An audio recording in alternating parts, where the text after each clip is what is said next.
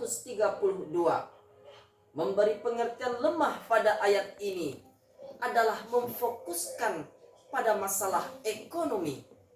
Beliau mengatakan, selaku orang tua hendaknya tidak meninggalkan anaknya dalam keadaan miskin.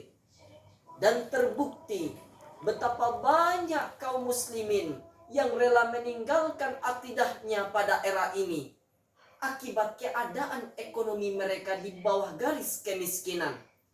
Banyak orang tua yang mementingkan perkembangan anaknya dari segi intelektual, fisik, dan ekonomi semata, dan mengabaikan perkembangan akidah dan keimanannya. Orang tua terkadang berani melakukan hal apapun, padahal aspek akidah dan keimanan merupakan kebutuhan pokok yang bersifat mendasar bagi anak. Ada juga orang tua yang menyeimbangkan pemenuhan kebutuhan bagi anak-anak mereka dari masalah tersebut. Namun, usaha yang dilakukannya ke arah itu sangatlah diskriminatif dan tidak seimbang. Sebagai contoh, ada orang tua yang dalam usaha mencerdaskan anaknya dari segi intelektual telah melaksanakan usahanya cukup maksimal. Sarana dan prasarana telah dipenuhinya dengan sungguh-sungguh. Namun, dalam memenuhi usaha untuk kebutuhan iman anaknya, orang tua terlihat lengah dan setengah hati. Padahal banyak orang tua yang menginginkan agar anaknya kelak menjadi anak yang soleh. Hal itu sangatlah pantas dan wajar, sebab anak merupakan aset yang tak ternilai harganya bagi orang tua. Bukan hanya di dunia, tapi juga kelak sampai ke akhirat. Sebagaimana hadis riwayat Muslim. Idza mata ibnu Adam inqata'a 'amaluhu illa min thalathin, shadaqatin jariyah aw 'ilmin yuntafa'u bih aw waladin salihin yad'u lah. Jika sekiranya meninggal anak cucu Adam, maka terputuslah seluruh amalnya kecuali 3 hal. Sedekah jariyah, ilmu yang bermanfaat, dan anak soleh yang mendoakannya. Hadis riwayat Muslim. Dari matan hadis tersebut tampak jelas bahwa salah satu aset berharga yang hasil investasinya yang dapat dirasakan adalah anak soleh yang mendoakan orang tuanya. Kesolehan seorang anak bukanlah terjadi secara kebetulan, tapi merupakan hasil dari pendidikan, baik pendidikan dari lingkungan keluarga, lingkungan sekolah, maupun di lingkungan masyarakat. Untuk itu kaum muslimin, suatu obsesi keluarga yang baik haruslah diiringi dengan usaha yang nyata dan tepat untuk merealisasikannya. Terkadang sering kita melihat tidak adanya keselarasan antara harapan dan usaha yang dilakukan.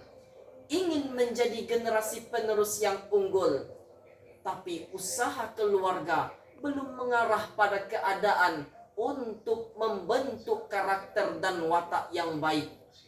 Ingin menjadi generasi yang berkualitas, namun usaha keluarga yang mengarah pada keadaan yang bisa memperbaiki kualitas masih kurang. Kaum muslimin jamaah Jumat rahimakumullah, di tangan generasi muda ada harapan. Di pundak generasi muda juga ada tanggung jawab. Ibarat sebuah bisnis, generasi muda merupakan salah satu aset yang diharapkan oleh para investor, menjadi aset yang mempunyai solvabilitas dan rentabilitas yang tinggi. Maksudnya adalah generasi muda memiliki kemampuan untuk menyelesaikan permasalahan umat yang selalu datang silih berganti. para generasi muda diharapkan memiliki kemampuan untuk kemajuan dan perbaikan bagi masyarakat, nusa, bangsa, dan agama tentunya. Kaum muslimin, jamaah Jumat yang terhormat, tugas kita sebagai keluarga yang muttaqin adalah menyiapkan generasi muda yang kuat, tangguh, berkualitas, dan unggul. Pertanyaannya adalah, bagaimana seharusnya suatu keluarga dalam mempersiapkan generasi muda yang kuat, tangguh, berkualitas, dan unggul? Jawabannya adalah, suatu keluarga harus berinvestasi terhadap generasi muda di bidang pendidikan, kesehatan, maupun lapangan pekerjaan yang berkualitas. Umat Islam harus memiliki generasi yang tangguh, yang mampu menguasai segala aspek politik, ekonomi, dan budaya di dunia ini. Dengan demikian, umat Islam akan kembali meraih kejayaannya. Kaum muslimin, jamaah Jumat rahimakumullah, di akhir khutbah yang singkat ini, sebagai kesimpulan, khatib berpesan kepada orang tua, ketahuilah bahwa suatu keluarga yang muttaqin adalah keluarga yang mampu mencetak generasi muda yang kuat, tangguh, berkualitas, dan unggul. Untuk para generasi muda, yang dikatakan dengan generasi yang unggul adalah generasi yang mampu menguasai segala aspek kehidupan di dunia ini, yang dilandasi dengan iman dan takwa kepada Allah Subhanahu wa ta'ala. Renung dan camkanlah. Fa'tabiru ya ulil absar la'allakum turhamun. Alhamdulillah, alhamdulillahilladzi min ibadihil muttaqin al-mukhlisin. Ashhadu an la ilaha illallah wa ashhadu anna Muhammadan abduhu wa rasuluh.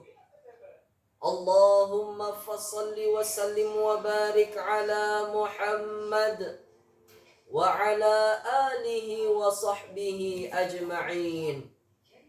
Amma ba'du, faya ibadallah, usikum wa iyaya bitaqwallah, faqad fazal muttaqun. Faqala Allah ta'ala fil Qur'anil Karim, a'udzu billahi minasy syaithanir rajim, bismillahirrahmanirrahim. Inna Allah wa malaikatahu yusalluna 'alan nabi, ya ayyuhalladzina amanu sallu 'alaihi wa sallimu taslima. Allahumma salli 'ala Muhammad wa 'ala ali Muhammad kama sallaita 'ala Ibrahim wa 'ala ali Ibrahim, wa barik 'ala Muhammad wa 'ala ali Muhammad kama barakta 'ala Ibrahim wa 'ala ali Ibrahim fil 'alamin innaka Hamidum Majid.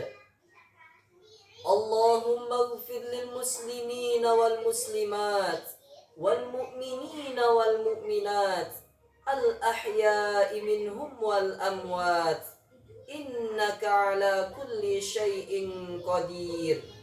Rabbana atina fid dunya hasanah wa fil akhirati hasanah wa qina adzaban nar. Ibadallah, innallaha ya'muru bil adli wal ihsan wa ita'i dzil qurba wa yanha 'anil fahsya'i wal munkari wal baghi, ya'izukum la'allakum tadhakkarun. Wa la dzikrullahi akbar.